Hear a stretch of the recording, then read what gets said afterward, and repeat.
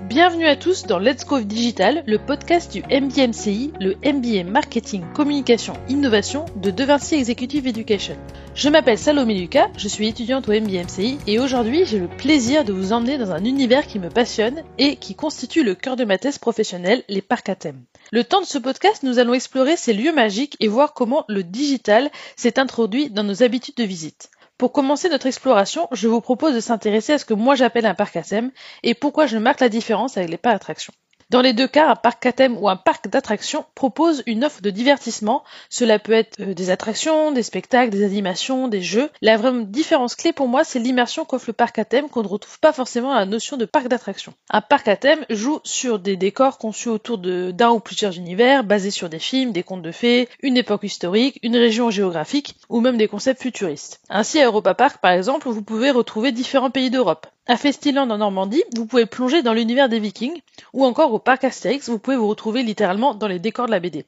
L'objectif principal est de créer une immersion pour les visiteurs, où l'environnement va contribuer au storytelling de l'aventure que le parc propose pour permettre de plonger dans des univers cohérents et captivants. Un exemple qui va peut-être parler à nos amis allemands, c'est le parc Phantasialand proche de Cologne, qui est le parc d'Europe le plus réputé chez les fans de parcs d'attractions. Bien sûr pour la qualité de ses attractions et ses coasters, comme Fly, qui est un Flying Launch Coaster du constructeur Vekoma et qui vous invite à une balade aérienne suspendue dans un harnais volant tel un oiseau dans le quartier steampunk de Krugbourg. Pour les plus curieux d'entre vous, je vous invite vraiment à aller voir les photos du coaster sur internet et vous verrez que le terme suspendu est le plus approprié car vous êtes littéralement allongé, le rail du coaster dans le dos et vous avez la sensation de voler à toute vitesse. Ce qui fait de Fly et plus généralement Phantasialand un exemple de parc à thème particulièrement immersif, c'est l'intégration des attractions dans l'univers imaginaire. Dans le cas de Fly, le coaster est donc intégré dans le quartier de Krugbourg. Imaginez un univers steampunk avec des couleurs cuivrées, des rails rouges, des briques, du métal, des tuyaux, mais également des effets de fumée, de la musique intrigante, des bruits de locomotives, vous invitant vraiment à une exploration. Et ce coaster qui serpente dans tout le quartier, passant à toute vitesse, frôlant la façade de l'hôtel et rythmant visuellement et de façon sonore la balade. Le coaster est particulièrement bien intégré à ce land qui a été fait sur mesure pour lui, pour accompagner son histoire et rendre aussi l'attraction encore plus mémorable, car on va pouvoir visiter le quartier depuis une visite aérienne via le coaster et également une visite plus traditionnelle depuis le sol. Et la magie de cette immersion visuelle et auditive, c'est que vous allez vous raconter l'histoire que vous voulez.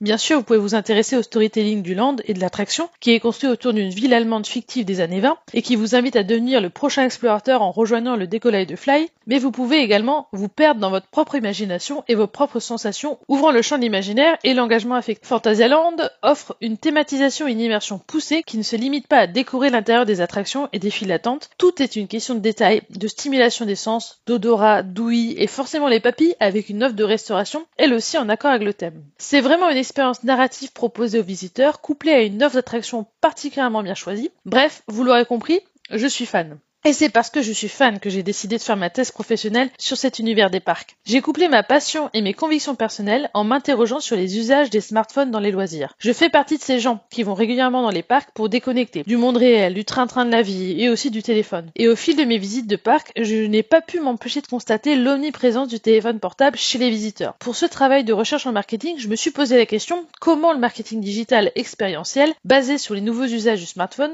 peut-il développer les revenus d'un parc à thème? Spoiler alerte, oui, on va parler d'argent, oui, on va parler de développer des offres payantes, mais on va surtout parler de storytelling autour de l'intégration du smartphone dans l'expérience de visite. Aujourd'hui, le smartphone dans les parcs, qu'est-ce que c'est? Un parc a plusieurs canaux disponibles via le smartphone. Les mails, les réseaux sociaux, sites web, applications de parc, c'est autant de leviers que l'on peut actionner avant, pendant et après une visite pour développer le lien avec le visiteur. C'est pourquoi le parcours du digital du visiteur est important à visualiser pour optimiser les actions marketing et de communication au bon moment et ainsi maximiser les revenus. Un exemple de parcours pour illustrer un peu l'idée, c'est un parc qui aurait engagé de la publicité payante sur Instagram, qui redirige les visiteurs vers le site web responsive, donc adapté à la navigation sur smartphone, qui propose un petit package clé en main, un petit séjour, avec des prix attractifs en fonction des dates choisies. Également, développer le lien avec le visiteur avec un chatbot boosté à l'IA intégré au site web pour répondre aux interrogations et aux freins du visiteur. Une fois le séjour réservé, la communication par mail va être cruciale, via des mails de suivi de réservation, des mails d'information sur des offres exclusives, des mails sur les nouveautés, également inviter pourquoi pas à réserver un restaurant pour le séjour, bref, tout pour informer le visiteur et l'engager à des dépenses annexes. Ensuite, le moment délicat, c'est convaincre de faire télécharger l'application mobile. Il y a plusieurs moyens de le faire, le Puy du Fou par exemple. On a fait un élément clé du séjour pour pouvoir accéder au programme des spectacles, accès au parking des hôtels, accès à ses billets. De la même façon, Europa Park en a fait un outil essentiel pour optimiser sa journée en donnant accès à sa Virtual Line via l'application. La Virtual Line, c'est un système de réservation gratuit de créneaux horaires pour accéder directement sans attendre à certaines attractions. C'est accessible à tous, le nombre de places reste limité, donc c'est premier arrivé et premier servi, mais la Virtual Line est vraiment intégrée à l'application, ce qui rend aussi la visite pratique pour les visiteurs qui souhaitent optimiser leur journée. Et justement, optimiser sa journée, c'est l'argument clé des applications de parc, qui ont bien compris les besoins des visiteurs en intégrant des cartes avec des temps d'attente sur les attractions, des cartes aussi pour se repérer et être guidé par des GPS intégrés, comme un peu sur l'application du parc Astérix, et choisir l'attraction qui a le moins de temps d'attente pour ne pas perdre de temps. Enfin, après la visite, convaincre le visiteur de garder le lien via des newsletters et les réseaux sociaux. Il y a autant de parcours digitaux qu'il y a de profils des visiteurs, et le fait de faire un focus sur le smartphone en lui-même est un choix personnel, mais on pourrait également parler de la promotion par la radio, l'affichage urbain, mais également des influenceurs. Le fait est, c'est que dans le cadre de cette étude, j'ai pu constater que l'utilisation du smartphone améliore l'efficacité et la satisfaction des visiteurs en guidant sa visite pour avoir une meilleure expérience possible du parc.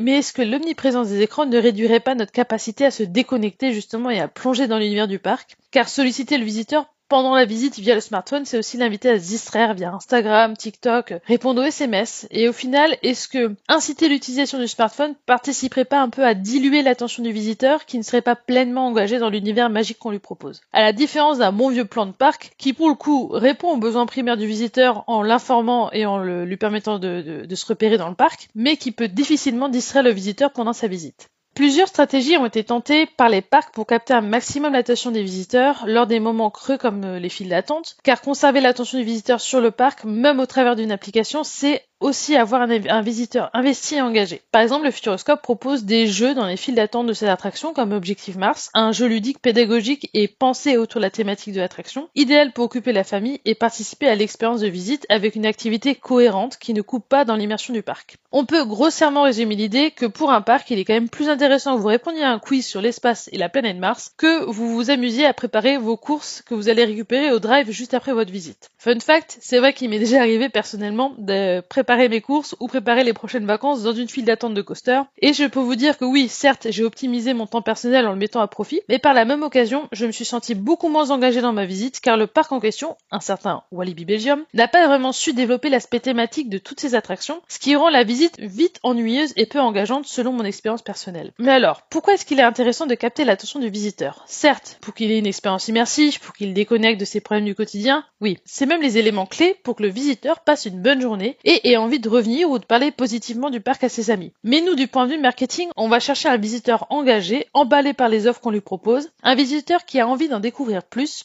ou d'optimiser encore plus sa journée, bref, un visiteur qui comprend l'intérêt de dépenser plus pour profiter encore plus de sa visite. Cela peut passer par des services tout simples, comme le click and collect du Puy du Fou par exemple. Mettons-nous dans la peau d'un visiteur du Puy du Fou. Il a son application téléchargée, il a créé son profil de visite qui lui organise son planning personnalisé de spectacles pour la journée. Mais emballé par sa matinée à voir des spectacles grandioses, il veut en découvrir plus. Il veut profiter de sa pause du midi, normalement réservée pour se restaurer selon le programme prévu par l'application mobile, mais lui décide de rajouter une visite à walkthrough qui est une balade à pied dans un univers immersif, et pour ce faire, il décide de commander sa nourriture via l'application à un créneau qu'il arrange pendant qu'il est en train de faire la file d'attente d'un autre spectacle. Ainsi, à la fin du spectacle, il n'a plus qu'à foncer au click and collect du restaurant, s'engager dans la file d'attente dédiée à ce service qui, grâce à un système de créneau horaire, n'a pas d'attente, et vu qu'il a déjà payé via l'application, il n'a plus qu'à s'installer, manger et ainsi libérer du temps pour faire son walkthrough non prévu par le programme. Un autre exemple de service, cette fois-ci payant, c'est le fil automatique du parc Astérix. Ce service propose 4 gammes de coupe-fil à la journée. Le fil automatique d'argent qui permet de diviser le temps d'attente en deux, l'or qui permet d'avoir accès à 10 attractions, le illimité qui permet d'avoir accès à 13 attractions en illimité, le bronze qui permet de ne pas faire la file d'attente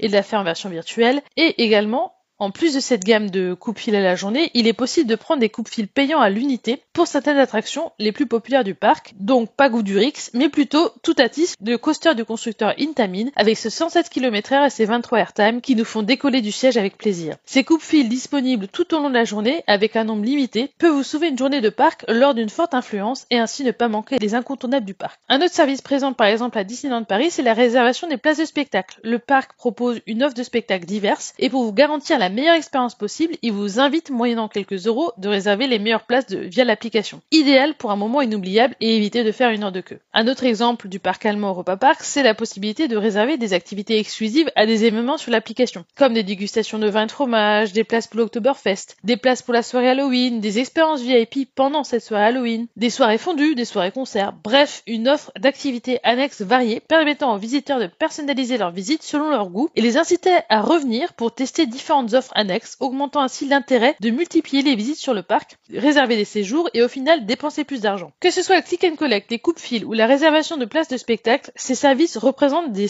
ressources de revenus supplémentaires pour les parcs. En proposant des options payantes qui améliorent l'expérience des parcs, peuvent aussi augmenter la dépense moyenne des visiteurs et la satisfaction du visiteur. Bien que l'application mobile offre de nombreux avantages pour améliorer l'expérience globale du visiteur, il est important de reconnaître qu'il y a également quelques défis et limites liés à son usage. Tout d'abord, la fiabilité de l'application mobile est cruciale pour assurer que l'expérience de l'utilisateur soit sans accroc.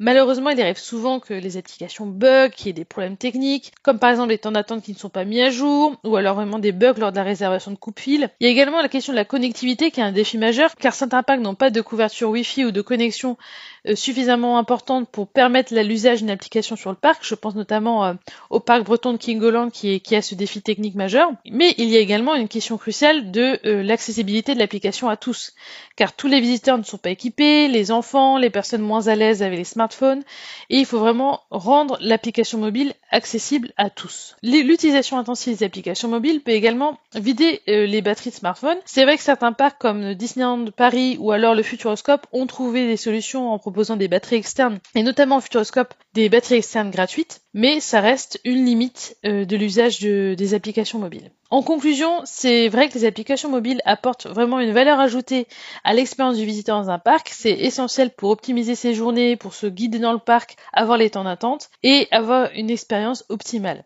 Mais il y a également des défis, comme on l'a vu, des défis des limites technologiques, des limites au niveau des usages, des limites au niveau de la connectivité et cela n'offre pas forcément une expérience fluide et satisfaisante à chaque fois. En conclusion, le digital et en particulier les applications mobiles jouent un rôle crucial dans la transformation de l'expérience des visiteurs des parcs à thème, en optimisant le temps, en offrant des options de personnalisation, en offrant des expériences exclusives, en introduisant des services payants.